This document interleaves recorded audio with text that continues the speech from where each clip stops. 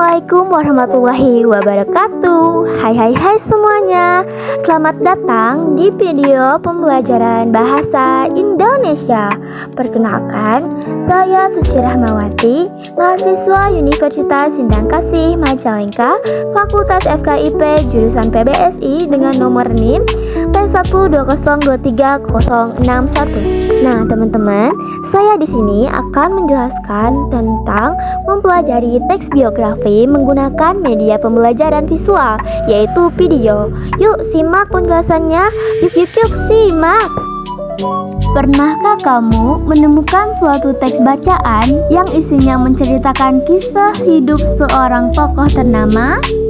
Seperti kisah hidup R.A. Kartini, I.R. Soekarno, atau tokoh-tokoh terkenal lainnya. Nah, teks seperti itu biasanya disebut sebagai teks biografi.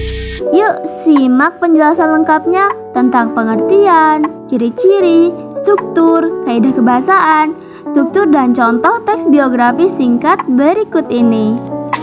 Apa sih teks biografi itu? Teks biografi adalah teks yang berisikan kisah suatu tokoh dalam mengarungi kehidupannya. Teks ini ditulis oleh seseorang agar tokoh tersebut dapat diteladani banyak orang. Teks biografi berisi sejarah hidup seseorang sejak lahir hingga saat ini, bahkan sampai tokoh tersebut meninggal dunia. Selain itu, kamu juga bisa mencantumkan permasalahan yang pernah dihadapi maupun kelebihan-kelebihan tokoh yang dapat menginspirasi pembaca. Nah, tokoh yang biasanya dibuatkan biografi antara lain tokoh terkenal, orang sukses, dan seseorang yang berpengaruh atau inspiratif di masyarakat. Contohnya seperti pahlawan, negarawan, penemu, pengusaha, sastrawan, dan sebagainya. Nah, selanjutnya tujuan dan manfaat teks biografi.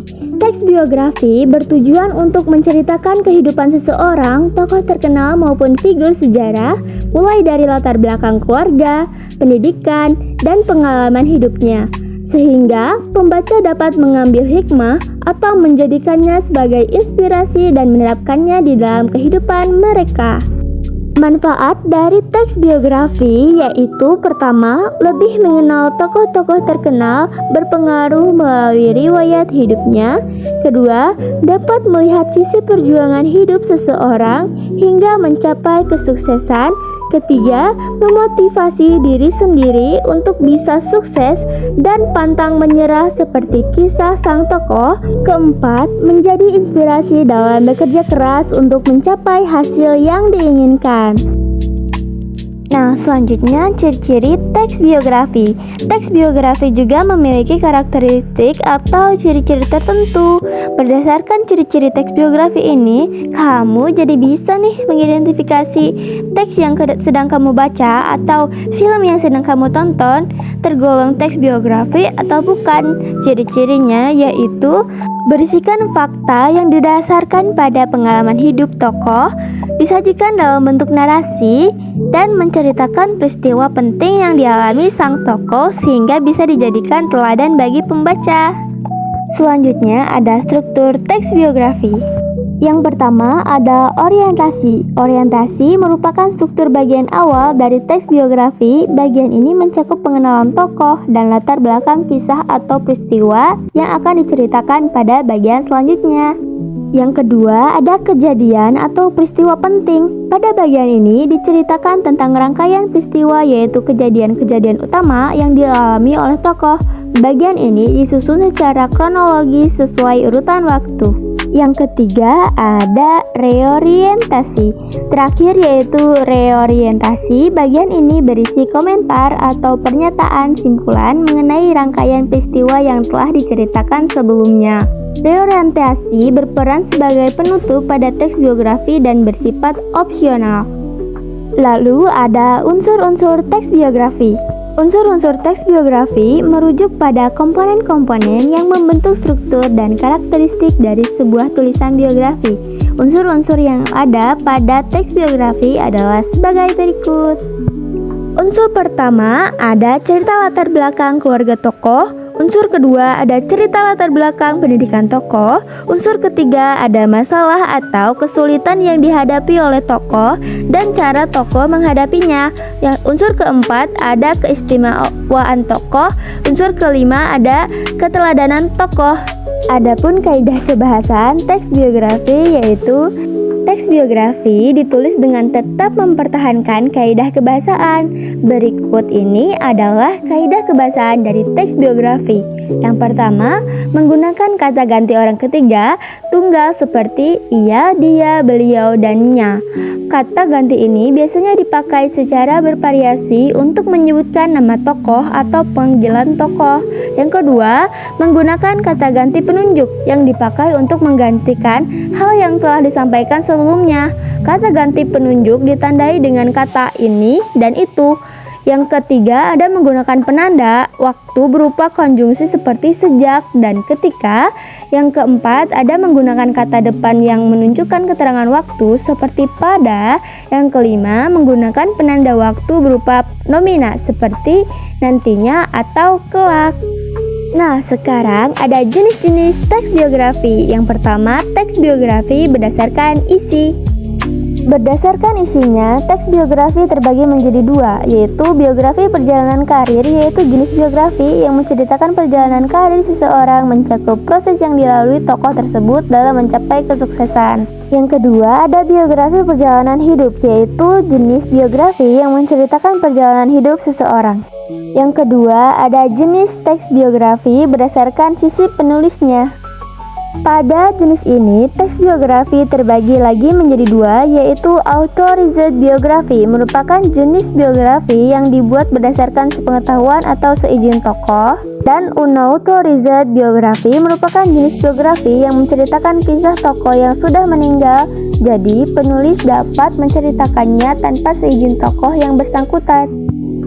Selanjutnya ada jenis teks biografi berdasarkan penerbit.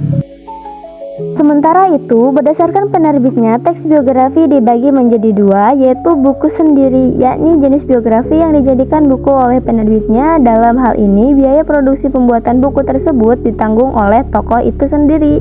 Lalu, buku subsidi, yakni jenis biografi yang biaya produksinya ditanggung oleh sponsor. Nah, terakhir, ada jenis teks biografi berdasarkan persoalan yang dibahas.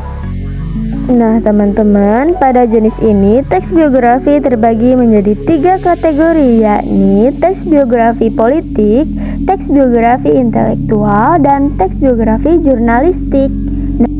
Biografi politik merupakan jenis teks biografi yang menceritakan tokoh-tokoh politik. Biografi intelektual merupakan jenis teks biografi yang gaya penulisannya banyak menggunakan bahasa ilmiah. Dan biografi jurnalistik merupakan jenis teks biografi yang isinya didapat berdasarkan hasil wawancara dengan tokoh yang akan ditulis maupun tokoh yang masih berkaitan sebagai bahan pendukung cerita. Nah, kalian sudah tahu kan apa yang dimaksud dengan teks biografi? Sekarang kalian coba lihat videografi berikut ini dan coba analisislah unsur, struktur, dan kaidah kebahasaannya ya. Selamat menonton. Pada kesempatan kali ini, kita akan bercerita tentang perjuangan salah satu pahlawan nasional wanita yang berperang bersama suaminya melawan Belanda, yaitu Tjut Nyak Dien. Meskipun ia berasal dari keturunan bangsawan, perjuangannya bersama suaminya yang juga pahlawan nasional melawan Belanda pada Perang Aceh sangatlah menginspirasi. Tjut Nyak Dien lahir di Lampadang, Kesultanan Aceh pada tahun 1848. Keluarganya merupakan keturunan darah biru Muslim. Ayahnya bernama Teku Nanta Setia dan ibunya adalah Putri Uli Balang Lampagu. Ia menikah dengan keturunan bangsawan bernama Teku Cek Ibrahim Lamnga pada tahun 1862 saat usianya 12 tahun. Dari pernikahan tersebut, ia dikaruniai satu anak laki-laki.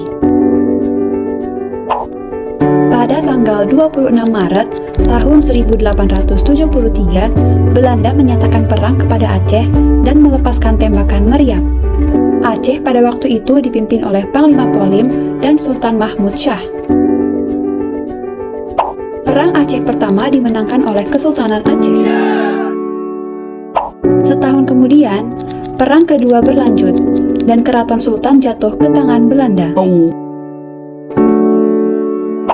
Pada tahun 1875, dia bersama bayi dan ibunya dievakuasi ke tempat lain yang lebih aman.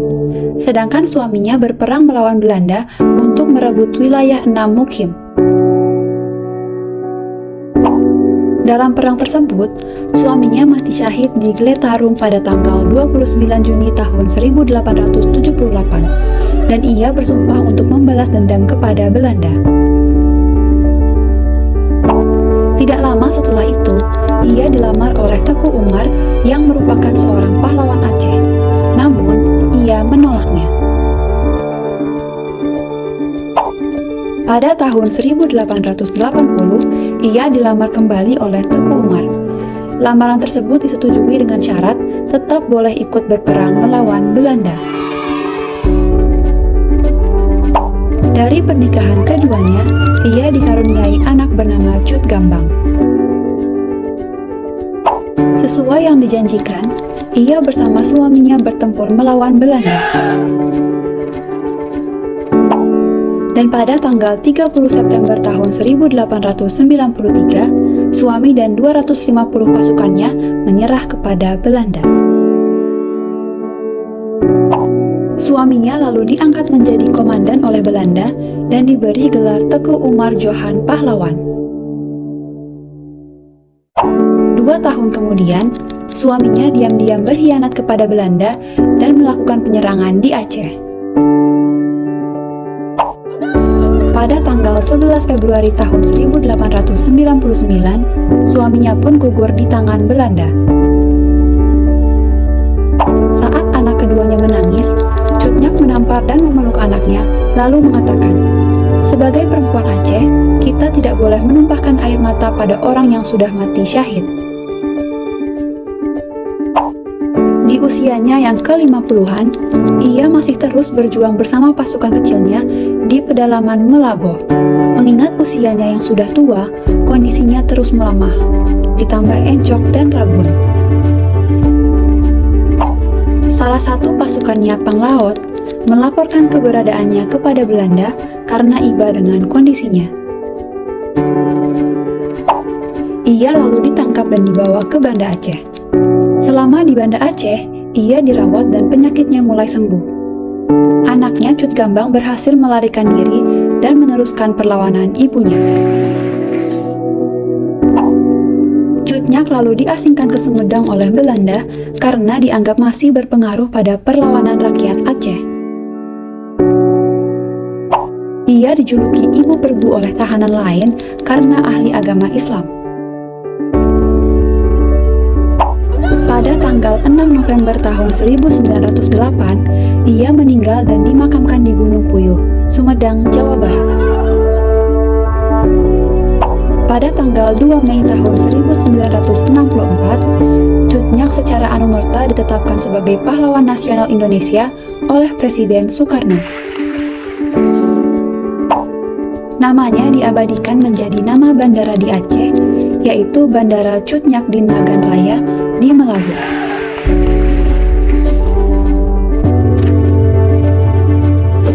Cut Nyak Din pernah berkata bahwa saat terbaik untuk membuktikan bahwa kita adalah pemenang, yaitu saat ketika kita tampak kalah. Ia juga pernah berkata, pada waktu kita khawatir, kita terkadang lebih percaya pada masalah kita daripada janji Allah. Bagaimana? Menarik bukan? Sekarang kalian coba buatkan teks biografi berdasarkan video biografi Cut Nyak Din yang telah kalian tonton tadi ya. Jangan lupa untuk menganalisis unsur, struktur, dan kaidah kebahasanya juga agar kamu bisa lebih memahami materi tentang teks biografi ini. Nah, video pembelajaran kali ini sudah selesai teman-teman. Semoga ilmu yang saya sampaikan bisa bermanfaat untuk kalian. Sampai jumpa di video-video pembelajaran selanjutnya. Wassalamualaikum warahmatullahi wabarakatuh.